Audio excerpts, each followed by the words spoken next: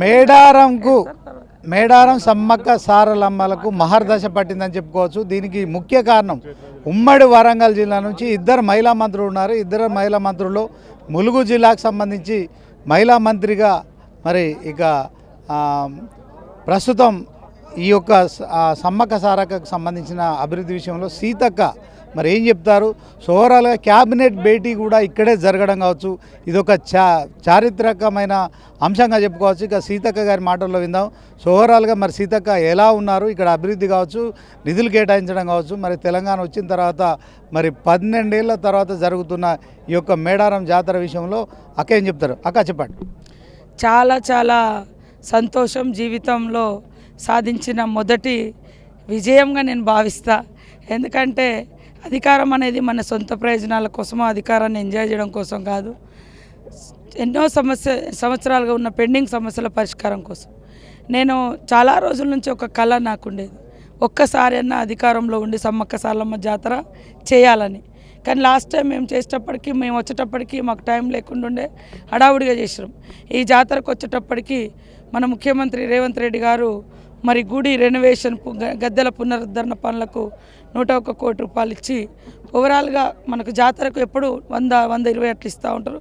ఈసారి కూడా మీరు చూసి రోడ్లు కానీ, షెడ్స్ కానీ, ఇంకా కొత్త రోడ్లు, గుడి ఇవన్నీ కూడా చేయడం జరిగింది. ఇది నా జీవితంలో నేను సమ్మక్క సారలమ్మ బిడ్డలుగా, భక్తులుగా నాకు దక్కిన గౌరవం. ఇది సకల జనుల భక్తులకు ఇది ఒక వాళ్ళ భక్తిని, భావాన్ని ఇంకా కాపాడే విధంగా గుడి నిర్మాణం అయింది. అదేవిధంగా నేను రాజకీయాల్లోకి వచ్చిన తర్వాత చాలాసార్లు ధర్నాలు, పాదయాత్రలు కూడా చేసిన. గోదావరి ఇక్కడే పారుతుంది కానీ మాకు నీళ్ళు రావట్లేదని.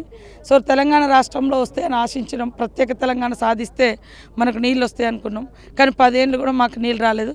కానీ ఈరోజు మన ముఖ్యమంత్రి రేవంత్ రెడ్డి గారు, మా ఉత్తమ్ కుమార్ రెడ్డి గారు, మా బట్టి విక్రమార్కన్న గారు, మా ఇన్ఛార్జ్ మినిస్టర్ అందరి, మా సోదర క్యాబినెట్ మినిస్టర్ అందరి సమక్షంలో 143 కోట్లతో పొట్లాపురం లిఫ్ట్ అనేది క్యాబినెట్ ఆమోదం చెప్పింది, ఇవ్వడం జరిగింది. అదేవిధంగా జంపన్న వాగులు కూడా నిరంతరం నీళ్ళు ఉండేటట్టుగా, అక్కడ గోవింద్రాపేట మండల రైతులకు కూడా నీళ్ళు ఉండేటట్టుగా, మరి అటు ములుగు మండల రైతులకు కూడా నీళ్ళు ఉండేటట్టుగా, మరి లక్నవరం, రామప్ప నుంచి లక్నవరానికి కూడా లిఫ్ట్ ఏర్పాటు చేస్తానని స్టేజ్ మీదనే మరి ముఖ్యమంత్రి గారు ప్రకటించడం, ఇది నిజంగా మా రైతుల యొక్క చిరకాల వాంఛ, ఆదివాసీల చిరకాల వాంఛ, అదేవిధంగా ఆదివాసేతర భక్తుల యొక్క చిరకాల వాంఛ. గుడి నిర్మాణం, గుడి అద్భుతంగా ఉండాలని అది కంప్లీట్ చేసుకున్నాం.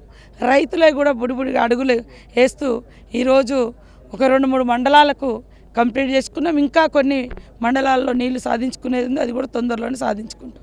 అక్క, ములుగు ఎమ్మెల్యేగా మీరు ఎన్నో కష్ట నష్టాలు వచ్చారు. ప్రతిపక్షంలో ఉన్నప్పుడు కూడా ఎంతో ఇబ్బందులు పడ్డారు.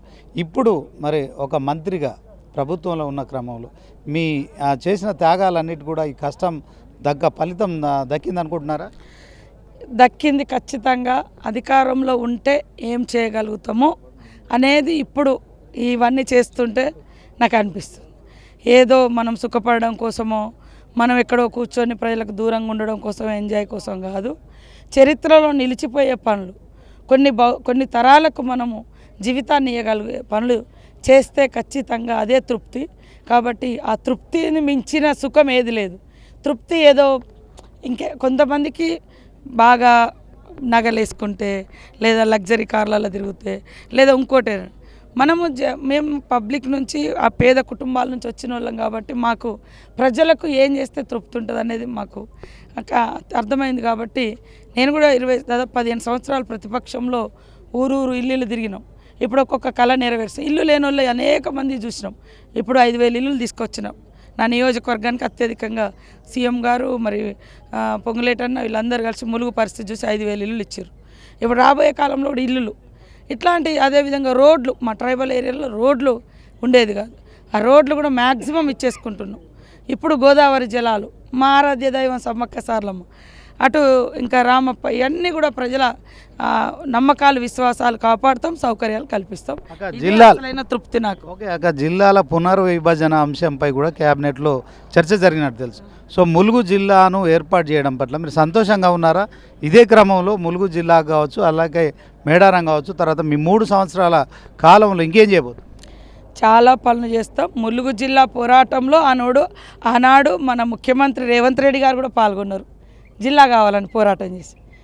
కాబట్టి ఏ జిల్లా క్యాన్సిల్ అయితే లేదు, మీరు నిశ్చింతగా ఉండండి. Thank you. సో మొత్తానికి అభినవ సమ్మక్కగా మరి మనం సీతక్కను పిలుచుకోవచ్చు. ఎందుకంటే కేబినెట్ కూడా ఇక్కడే మేడారంలో నిర్వహించడం నిజంగా మరి ఇది ఒక చారిత్రాత్మకమైన నిర్ణయం. తెలంగాణ సీఎం రేవంత్ రెడ్డి సరే మేడారం రావచ్చు కావచ్చు, అదే క్రమంలో కేబినెట్ భేటీ చేయడం కావచ్చు, అలాగే సమ్మక్క సారలమ్మ జాతర విషయంలో మరి ఇక్కడ అభివృద్ధిపై మరి ఇక పూర్తి స్థాయిలో నిధులు కేటాయించడం కావచ్చు, అదే క్రమంలో గతంలో జరగని అభివృద్ధి కూడా జరగడం కావచ్చు, అలాగే జంపన్న వాగు నిత్యం కూడా మరి ఇక్కడ నీళ్లు పారించే కార్యక్రమం శ్రీకారం చుట్టడం కావచ్చు. సో ఈ ప్రక్రియ అనేది నిరంతరం కొనసాగుతుంది.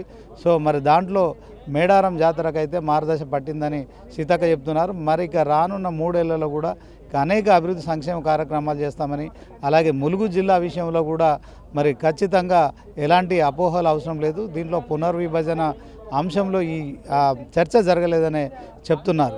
కెమెరా పర్సన్ రాజుతో శ్రీనివాస్, 99 టీవీ, మేడారం నుంచి.